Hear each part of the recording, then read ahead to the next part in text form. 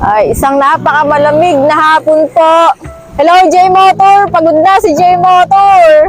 Loob ng Blue Lagoon. Matatagpuan po natin ang Tibang Tangrak na katabi ang Matatagpuan natin ang sobrang napagod ni J-Motor. Ito po, ang Bantay Abot Cave. Mamaya po pupuntahan natin to. Ayan.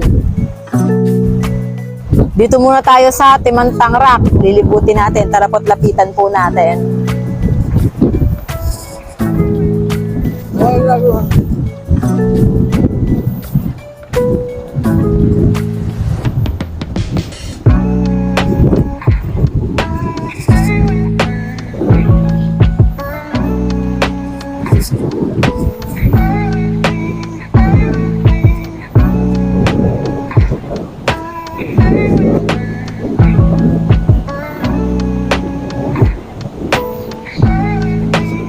Tingnan po natin kung ano po yung ginagawa nila. Meron po ako nakitang dalawang bata. Ay, sobrang ang ginaw dito. Sobrang lakas ng hangin. shell. Mga shell pala yan. Oh.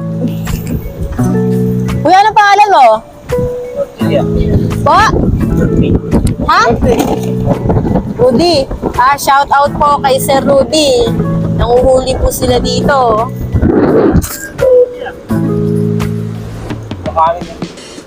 Tahong.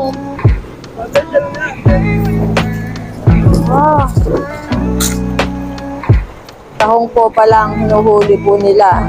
Ang dami. Kasi pag po nila, sobrang lamig po dito.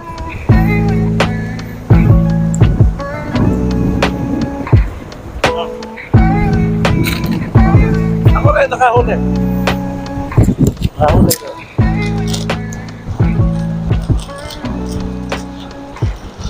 J-Motor, gutom na gutom ka. Kakain daw po muna siya.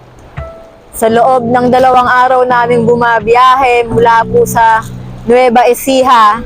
Andito po kami ngayon sa Pagudpod at umiikot dito sa dagat sa loob po ng Blue Lagoon.